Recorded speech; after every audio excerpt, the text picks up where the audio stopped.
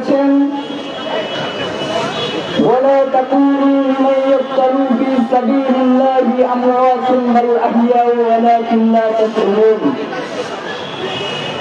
আর যারা আল্লাহর রাস্তায় শহীদ হয় তাদেরকে তোমরা মৃত বলো না, বরং তারা জীবিত, তোমরা তা অনুভব করতে পারো না। প্রিয় বন্ধুরা, আজকে শরীফ উসমান হাদী যিনি শাহাদাত বরণ করে আপনাদের এই পাশে শুয়ে আছেন, কিন্তু আপনারা যে এখানে চলে আসছেন, কেন চলে আসছেন? কারণ শহীদ উসমান হাদীর যে আদর্শ, তার যে চিন্তা চেতনা, সেটা আপনার নিজস্ব যে সত্তা ছিল সেই সত্তাকে সরিয়ে দিয়েছে, সেইখানে স্থান করে দিয়েছে। আপনারা এখন প্রত্যেকেই একজন উসমান হাদী হয়ে এখানে চলে আসছেন। সুতরাং আল্লাহ সুবহানাহু ওয়া তাআলার যেই বাণী যে তোমরা তাকে অনুভব করতে পারো না, সেই অনুভব না করেই আপনারা চলে এসেছেন। প্রিয় বন্ধুগণ, শহীদ শরীফ উসমান হাদী, আপনারা অনেকেই তাকে 5ই আগস্টের পরে ছিলেন। আল্লাহ আমাকে অত্যন্ত সৌভাগ্যবান করেছেন যে আমি একদম ছোটবেলা থেকেই তাকে চিনি। একজন মানুষ তার জীবদ্দশায় তাকে ছোটবেলায় আমরা দেখেছি যে বাংলাদেশের স্বাধীনতা সার্বভৌমত্ব টিকিয়ে রাখা, যখন শহীদ ছোট্ট মানুষ এই ডায়াসের সামনে দাঁড়াইলে তাকে দেখা যায় না, এতই ছোট, তখন তাকে চেয়ারে হইতো।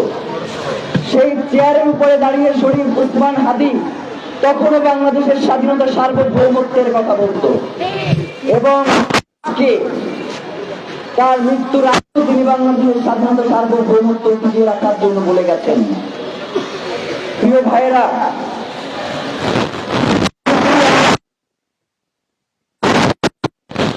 তার জন্য আমরা এইখানে, কিন্তু ততক্ষণ পর্যন্ত আমরা শহীদ উসমান হাদী হইতে পারবো না। যদি মরেও যায় আমার সন্তানরা এর জন্য লড়াই করবে, সন্তানরা যদি মরেও যায় তাদের সন্তানরা এর জন্য লড়াই করবে। বাংলাদেশে ইনসাফ কায়েম করা পর্যন্ত যুগ থেকে যুগান্তরে এই লড়াই চলবেই চলবে। আমাদেরকে এই লড়াই চালিয়ে যাওয়ার জন্য আমাদেরকে সেই প্রস্তুতি নিয়ে রাখতে হবে। আমরা বারবার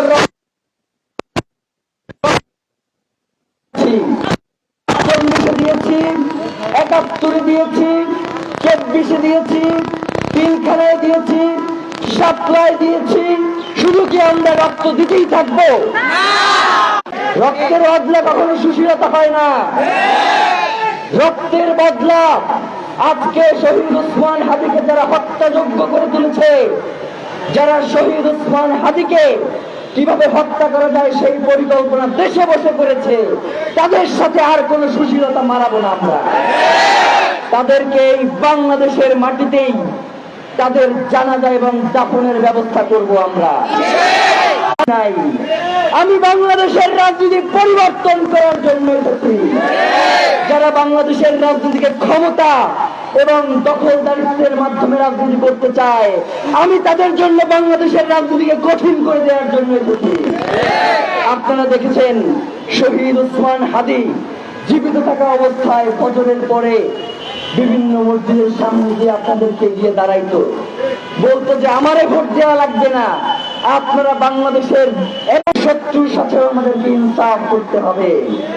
অনেকেই আমাদেরকে ভুল বুঝান যে শহীদ উসমান হাদী এইটা পছন্দ করতেন না, শহীদ উসমান হাদী এই কাজ করতেন না। আমরাও বলি শহীদ উসমান হাদী যেই কাজ করতেন না, আমরাও সেই কাজ করব না। শহীদ উসমান হাদী সহিংসতা পছন্দ করতেন না। তার মৃত্যুর পরে বাংলাদেশের ইতিহাসে সর্ববৃহৎ জানাজা হয়েছে।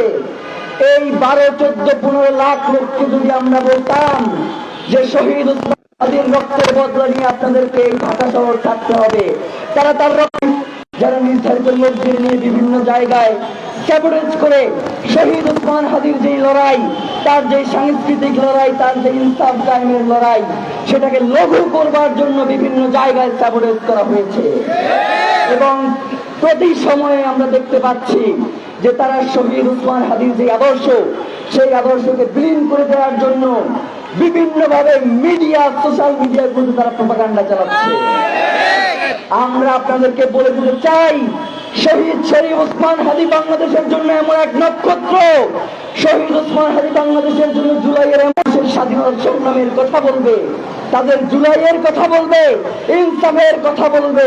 এই যে মায়া, আমার মা এবং বোনেরা, শহীদ ওসমান হাদির মা এবং বোনেরা এই পেছনে এসে দাঁড়িয়েছে, তারা আমাদেরকে বলছে যে আমাদের সন্তানদেরকেও যদি এর জন্য রক্ত দিতে হয়, আমরা তার জন্যই এখানে এসে দাঁড়িয়েছি। প্রিয় ভাইয়েরা, একটা কথা আপনাদেরকে মনে করিয়ে দেই যে আপনাদের এই মিডিয়ার সামনেই শহীদ ওসমান হাদি বারংবার বলেছে যে আল্লাহ যদি আমাদেরকে শাহাদাত কবুল করে, তবুও বাংলার জমিনে ইনসাফ লড়াইয়ের এই লড়াই আপনারা চালিয়ে যাবেন, আপনারা বাংলার জমিনে ইনসাফ কায়েম করেই থাকবেন। আজকে আমরা এখানে সকলে দাঁড়িয়েছি একটা শপথ করবার উদ্দেশ্যে। আমরা প্রতিনিয়তই শপথ করি এবং ভুলে যাই। মাহমুদুর রহমান একটা কথা প্রায় বলেন যে বাংলাদেশের মানুষ, বাংলাদেশের স্বাধীনতা, সার্বভৌমত্বকে টিকিয়ে রাখা যাবে না।